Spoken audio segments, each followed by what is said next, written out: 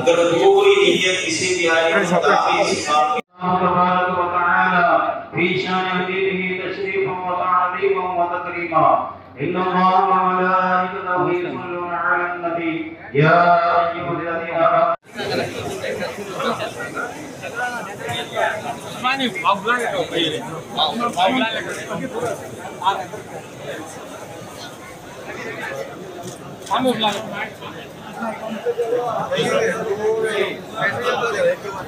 ఈ రోజు కూడా తాడిపత్రులు మా కార్యకర్తను చంపేశారు. చంద్రబాబు నాయుడు గారు ఓర్పు సహనంతో మమ్మల్ని ఉండమన్నారు కనుక ఓర్పు సహనంతో ఉన్నాం. లా అండ్ ఆర్డర్ మెయింటైన్ చేయమన్నారు కనుక మేము ఎక్కడ ఇష్యూ చేయట్లా. మంగళగిరిలో కూడా లా అండ్ ఆర్డర్ ఉండాలి, నేను ఇష్యూ చేయట్లా. నాకు 2 నిమిషాలు చెప్తున్నా. మిమ్మల్ని అడుగుతున్నా, ఎక్కడండి వైకాపా కార్యకర్త ఎవరికి దెబ్బ తగిలింది, ఎవరిని చంపాము? మేము ఒక్కడ జోలికి వెళ్ళాం. మేము వాళ్ళు ముగ్గురు మమ్మల్ని చంపి తిప్పి మా పైన ఆరోపణ చేస్తాం. కరెక్ట్ కాదు.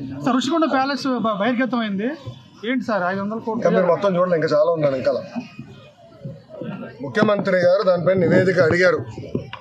ఎంత ఖర్చు అయింది, దేనికి ఖర్చు పెట్టారు, మొత్తం డీటెయిల్స్ అడిగారు. ఇంకా రావాల్సిన అవసరం ఉంది.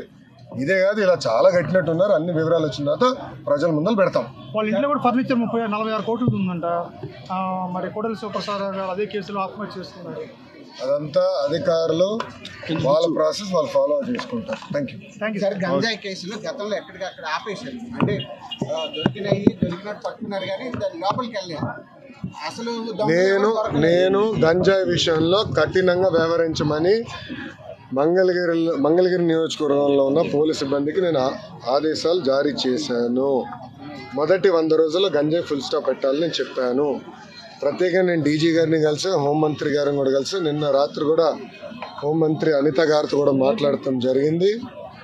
పాదయాత్రలో గంజాయి వల్ల కుటుంబాలు ఎలా నాశనం అయినాయో నేను చూశాను. మీరు కఠినంగా వ్యవహరించాలని ఆమెను కోరాను. మేడం గారు కూడా సమీక్ష పెడతాన్నారు, సభ్యుతో రివ్యూ చేస్తా అన్నారు. ప్రజలందరూ చూస్తారు కదా, మొదటి 100 రోజుల్లో గంజాయికి ఫుల్ స్టాప్ పెట్టే బాధ్యత తెలుగుదేశం, జనసేన, భారతీయ జనతా పార్టీ ప్రభుత్వం తీసుకుంటుంది. మంగళగిరి అభివృద్ధి మీద మీరు ఎలా కట్టుకోండి? మంగళగిరి అభివృద్ధి చాలా హామీలు ఇచ్చారు స్వామి. 10 రోజులు కూడా అవ్వలేదు స్వామి. అది కాదు, మీడియా మిత్రులందరూ వెళ్ళి 10 సంవత్సరాలుగా పనిచేసిన శాసనసభ్యుడిని అడగాలి ఏం చేశారు.